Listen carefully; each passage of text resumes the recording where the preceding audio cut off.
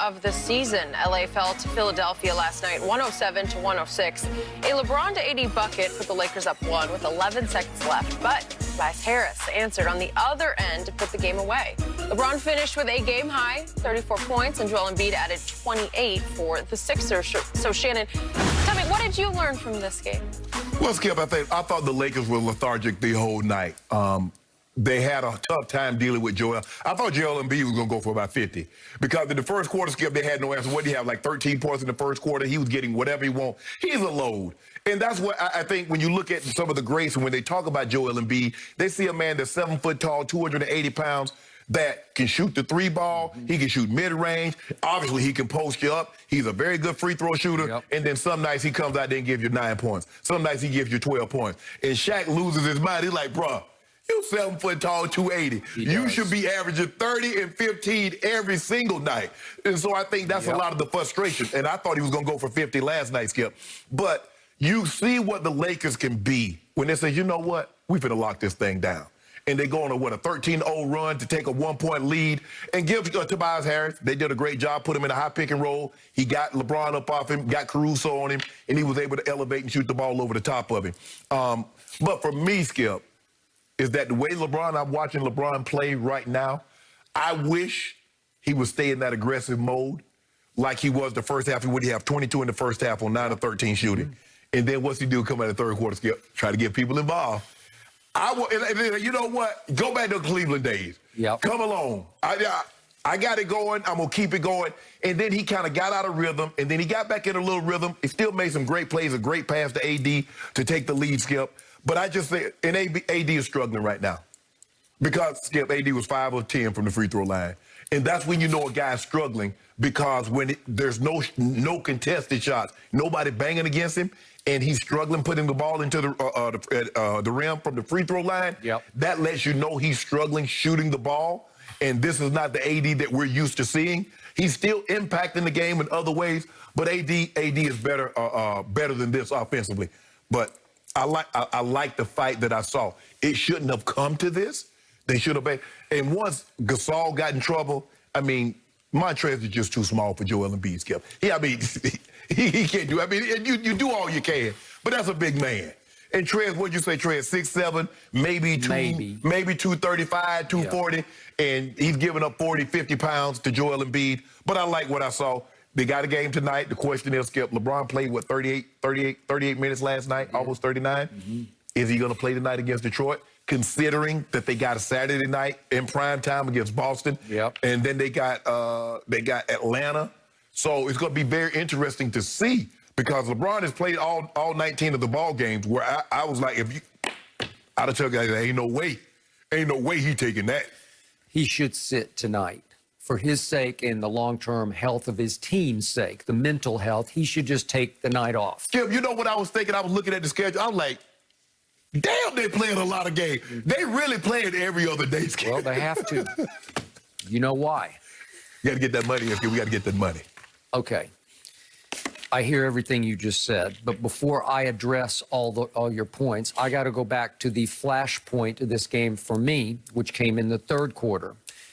On a Joel Embiid drive, LeBron shocked me by going completely uncharacteristically out of control and two-hand shoving Joel while he was up in the air and shoving him back to where he lost his balance dangerously and falling on his back, and he's got a bad back to start with. LeBron got a flagrant foul for that, but to LeBron's credit, that's his first flagrant since 2014. Right. He's had 6 total flagrant fouls, and what are we in? Year 18. Years, yeah. Okay, 6 in 18 years. That's pretty good. Once every 3 years. Okay. I've told you, he's a nice man. He's very nice. He's got a big heart, and he plays the right way. That was as shockingly out of character as any move LeBron's ever made on the court. It was a two-hand shove while he was airborne. Well, obviously, that's a cheap shot. That is a literal low blow. And Joel was very ginger trying to get up because he missed the previous game with a bad back. So he fell in a very similar situation like that. He fell similar to that. He did. So for the rest of the game, Joel was a little tentative and a little ginger in his steps up and down the court, and it took a little away from the beast of the East that he can be. And that's what stopped him from being the number one Okay. overall pick was his back. Remember in college, Skip, he had back surgery. He had back, he had foot, he had all kinds of things. Yeah, I've told you the story. Somebody high placed in the Sixers called me to ask me, hey, we know about all of his injuries. Do you think he can play? Because they know I watch it closely and that I have gut feelings. I said, absolutely he can play if you can keep him healthy, but I don't know if you can. Right. Well, so far, barely so good, because you know what's happened even against Kawhi 2 years ago in the Eastern Conference Finals.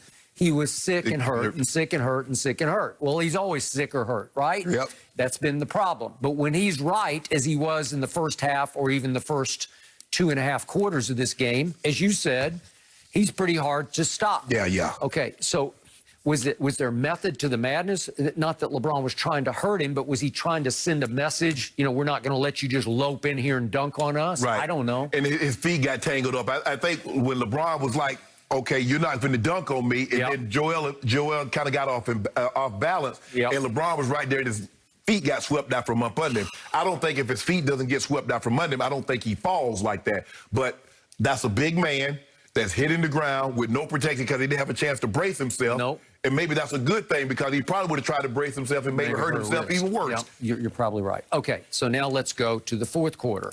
You're right. The Lakers look sluggish and lethargic, even for the first, I don't know, let's do 7 minutes of the fourth quarter. Yes. Because at the 5:21 mark, LeBron departed. Yes. And I thought it was for good. I thought they just said, okay, that's enough. Right. We got a game. Come over here, sit down, take the rest of the night off. At that point, they were down 12 in the first part of the fourth quarter. He'd made 1 3. He was 1 of 3 from the field and 4 of 7 from the free throw line. And it wasn't enough to get them back in the game. So they're down 12, and immediately Tobias Harris hits a jumper, and they're down 14 with 5 minutes left. Right. When you think it's over? Right. Okay, what do I not love about the Philadelphia 76ers? I love Doc. I love his impact that he's going to have on this squad. Right. But they don't have a pure point guard because Seth Curry is more of a 2 to me. Right. And Ben Simmons is some hybrid, point forward. Right. But as far as some Rondo-esque point guard who can get them set and get them some fairly easy looks and baskets, they don't have it, and they fell completely apart down the stretch on offense. Because, Skip, they really don't have a guy that would accept. I mean, Tobias Harris went and got his own shot last night. He did. But if you throw the ball to Joel Embiid, I can double him in the post. I'm not worried about Ben Simmons shooting. I'm not worried about him driving because you don't want to go to the free throw line. So basically, you got to worry about Seth Curry spotting up. And see, that's what happened with LeBron. LeBron probably should have fought over that pick so he doesn't get the smaller Caruso on him. I'm glad you brought that up. If we could see this is my pet peeve about the whole league. Today, everybody just switches like it's you can fight over it. Yeah. Because who do I want on Tobias on the last shot? I want LeBron James. I want him to shoot over 6'9" as opposed to 6'3", 6'4". Okay, here we go. And LeBron, don't just switch it. I think the thing was, Skip, is that they saw Seth Curry. And Seth Curry is shooting a pretty high percentage from the three-point line. Not last night, but no, he wasn't last night. Yeah. And so I think that's what scared LeBron, and he waited maybe a tad too long to probably try to go get the double team. Okay, so what's Tobias get away with? A little shoulder bump on Caruso, who's just too little. Not that he's a little man, but he got bumped off to create space, and he goes up and he swishes it. Right. If LeBron fights over the pick, and I don't even think it wouldn't have taken that much effort just to jump through the pick and stay on him. I'm not sure Tobias can make that shot over 6'9". Yeah, that'd have been very interesting to see that. But give Tobias credit. He got to the spot that he wanted to be, Skip. He elevated, and it was pure. It wasn't no bounce, hit the rim. It was. I thought it was short. That's how pure it was. I thought the ball pure. It was. I know when it left his hand, I thought it was short, and it swished. Okay. So give them credit, Skip. But I like what I saw from the Lakers fighting down. And Doc mentioned it. Doc said, hey, I'm proud of my team. We won the game. But what that team showed you is that they're the champions for a reason. They showed a lot of fight. Going a 13-0 run, Skip, give them credit. But like I said, I'm anxious to see what LeBron does tonight, considering that they got a primetime game against the Celtics. Yeah. Who they lost the other night. Yeah. But Detroit. Wait, who'd they lose to? Celtics?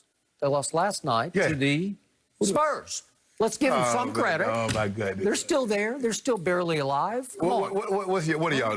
Night seed? It doesn't matter. Don't worry about it. We got the Celtics last night at home. Y'all did. Y'all got them last night. Okay, so here's your issue right now.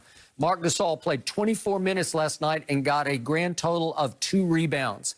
You are soft in the middle. He's a little soft in the middle, but you are. Yeah. You're missing Dwight Howard. You're missing JaVale McGee.